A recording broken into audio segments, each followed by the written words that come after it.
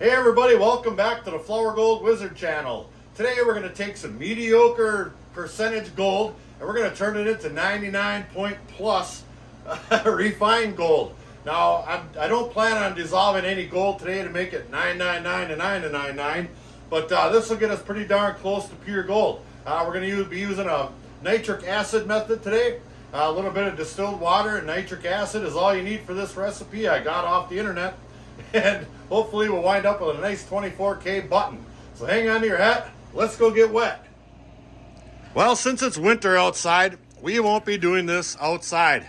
And this puts off some mighty toxic fumes. So I went ahead and I built myself a little exhaust hood right here. See that? This little exhaust hood I got from Menards, but it sucks quite a bit of air and it moves it on outside. And I got a little PVC hood on there and a hose that goes out through a styrofoam piece I made through my window and up. But it does work pretty darn good. So basically I've got my hot plate inside of there and a bunch of beakers. I love that word, beakers. I never knew I'd be a beaker guy. And some nitric acid.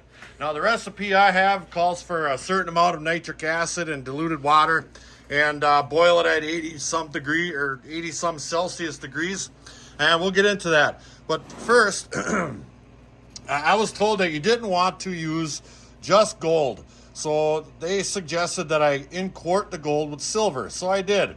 Now, I don't recall exactly how much gold I started out with, but the recipe is 3 to 1 ish. So if I weigh this, I believe I added 9 grams of silver. So roughly 9 grams. So I have 12.15 gram button right here. So it's right around 3 grams if I'm not mistaken. So that's already been in-quarted. So basically what we need to do is throw that baby, write it down in there, and add some ingredients. Well, so far the hardest part of this whole thing has been trying to get these teeny weeny little gloves on. These are the biggest pair I could find. But I've got some pretty darn thick meat hooks, so this is taking forever. I tell you. All right, now this particular recipe calls for 40 milliliters of water and 70 milliliters of nitric acid.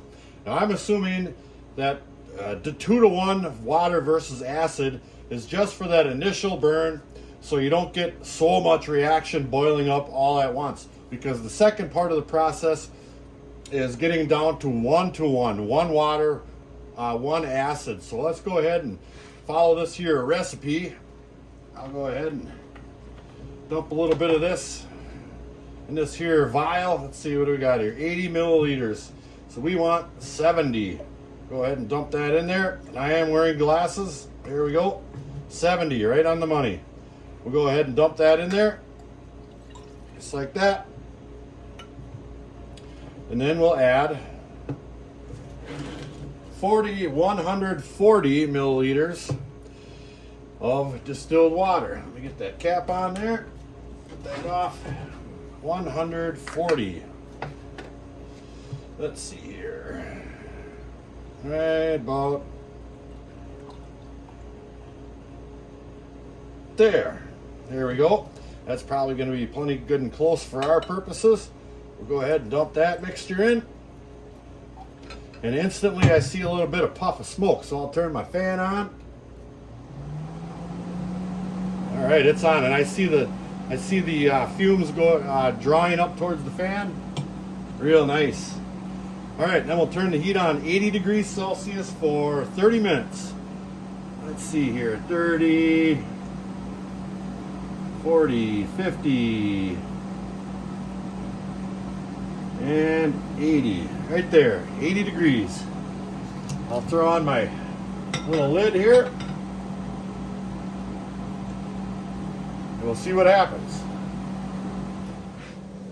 All right, now I also have this here piece of plexiglass, and I cut it just the same size as the front of my homemade hood right here. I'll go ahead and lay that right there. That way it'll draw more of the air from the inside of the hood I built, rather than all this air pumping through the whole face of this thing. So it's probably drawn a little bit from underneath the bottom edge right there. Maybe a little bit around the sides here. We shall see. So far, so good. Well, it's been about 2 minutes. And I'm keeping an eye on it here, and it's starting to get some bubbles on there a little bit. Starting to real small bubbles, but it's actually doing something. Now I noticed that this bowl here has a raised bottom on it. So I'm hoping that it still transfers the heat into that bowl and then into this here beaker. But it looks like it's doing something, so we'll keep an eye on it. Only time will tell. You gotta love science, you know? All right, let's go check on our vent pipe. There's our unit. Here's our pipe coming out the window. I got it going up at an angle like that, so the fumes are always going up.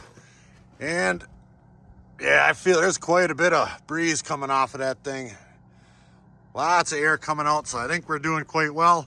We don't want to be breathing in the wrong kind of fumes, from what I hear. Well, it's been about 12 minutes, and I don't see a whole lot of change from what it was doing before. I have noticed that there are some little particles that have fallen off of it, but it's still sizzling a little bit. Yeah. Hurry up and wait, I guess. All right, video update. It just didn't seem like it was progressing at all. So I got rid of that bowl, that one right there, reached right in there, and it was just as cold as it was when I put it in there. Because I think that these little ridges that were sitting on the hot plate surface were, it wasn't allowing the transfer of heat. So I just put the beaker right on top of the hot plate. I know I should probably have that emergency catch basin, but I just don't have it right now. So for experiment purposes sake, we're gonna go ahead and just boil it up like that. And now I can see some larger bubbles already popping up out of there. That was almost instantaneous. Maybe a minute it took, and now I'm starting to see a little bit more activity. All right, let me see what another 5 minutes has to offer. When I first started, I wasn't sure if that button right there was Celsius or Fahrenheit. And I quickly figured out it was Fahrenheit. The numbers on there threw me off a little bit. So I have my little dealio here, and I pull this plexiglass back and I shoot it on there, and it's right around there, 170 or so degrees. But it's been on there for an hour and 5 minutes, and it never got any more than that right there. So I don't know exactly how fast it's supposed to go. But I mean, I've seen some videos where the reaction is quite more intense.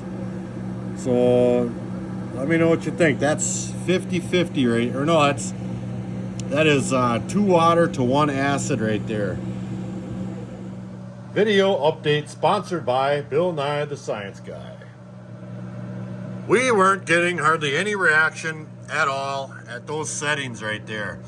So I asked my friend Prospector Trip, who is a mad scientist, by the way, who does lots of this stuff right here. And he saw what I had going, and he didn't like it. And he suggested I use some Corning ware or whatever. Well, I don't have any of that. So he said, well, for now, use a stainless steel pot and crank up the heat. Get that baby boiling, and then leave it boil for an hour or so. Throw in just a little bit of acid to see if you get any more fumes. And if you don't, well, basically you're done. So we're gonna go ahead and get this to boil in here, see what we can come up with. I tell you. Well, it's the next day. I was having some issues not being able to get this thing to boil, so I'm going down to a smaller pot, a little pan here, and I just plain old ran out of time. So I took that button out of there and weighed it, and it's down to like 5 grams, so it did a lot more than I thought it was going to, or it was doing. But it was extremely brittle, and it just kind of fell apart. Now it weighs 5 point something grams, and look at it, just fell apart. There's some gold in there, and there's some brown stuff in there, and it was round like a pellet, but it's ugly. So we're gonna put it back on the heat for a couple more hours and see if we can't get the heat up and get it to boil. Well, the liquid inside of my beaker is starting to turn yellow, orange, or whatever color that is again a little bit. So we are getting some reaction. I noticed that when you took it off the heat, it turned absolutely crystal clear. And Matt Tripp said, well, that's silver nitrate, nice and crystal clear. Because when I imported it, I used pure silver crystals that had been previously processed. So let's take a look at the process now. And there we have it. It's starting to turn yellow, orange, brown, whatever color. Got a little bit of heat in there. Starting to see some bubbling. I think we're in business. Now that it's all broken up, I think we should be able to get at all that stuff that was on the inside and perhaps purify this gold up a little more. Video update 32,336.48. I got rid of that little pan too. It just wasn't sitting flat enough on that hot plate, and it wasn't transferring the heat. So heck with it. I just put that beaker right on the hot plate. Now it's boiling up a storm. We're in business. All right, we've been boiling for a while. I noticed that the liquid inside the beaker is crystal clear now. I don't see any more yellow fumes, which is telling me that we're probably done with the reaction process. So I'll go ahead and I'll turn that off, and I'll just let it cool down slowly. And we'll go ahead and give it a distilled water bath. Maybe boil it on in some distilled water for a few minutes. And then see if we can't get this stuff into a container and give it away. All right, our solution is nice and clear, cooled off. There it is, absolutely crystal clear. I'm gonna go ahead and dump off this excess solution to my pail.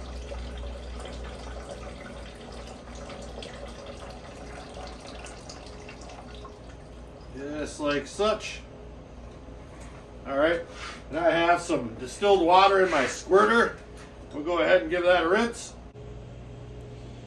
There we are. Dump that off. Give it another rinse. Stir it around a little bit.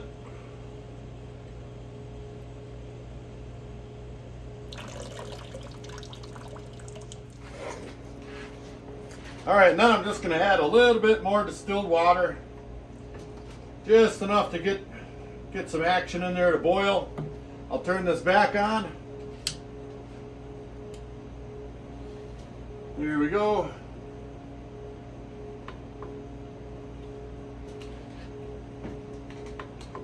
And we'll heat that back up just to see if we can't loosen up any particles or anything like that that might be attached to any gold in there, but I'm pretty sure the reaction is completed all the way. Put my lid back on there, and we'll give that just a few minutes. All right, we've got our hood gone. This baby's been boiling for a while. Got my little stir stick in there on at 200 RPMs, and I think we're just about ready to give this another rinse and dry it out. Give it away, and then we'll melt it. All right, we've got it off of our hot plate. I'll go ahead and remove my magnetic stirrer. I'll just set that right over there. And we can begin to rinse this off quickly. Yeah, it looks pretty ugly, but who knows? And here's our gold. All brown and yucky looking. I see there is some that still looks gold colored, but the majority of this stuff is just all brown and spongy looking. So let's go ahead, throw it on our scale. Let me get this thing tared out. Come on, you get tared. There. All right, let's dump that in there.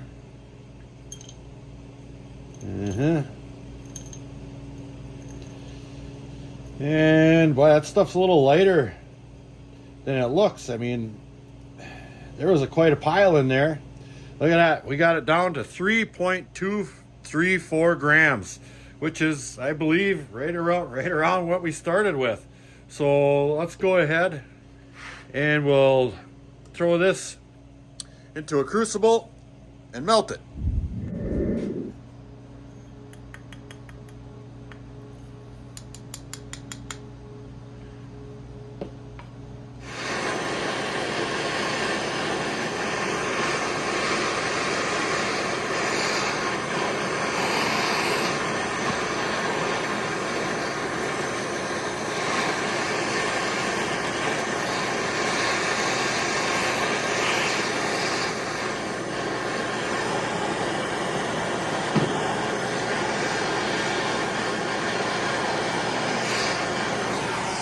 Alright, we'll give it a little splattering of borax. That'll put a nice shine on it.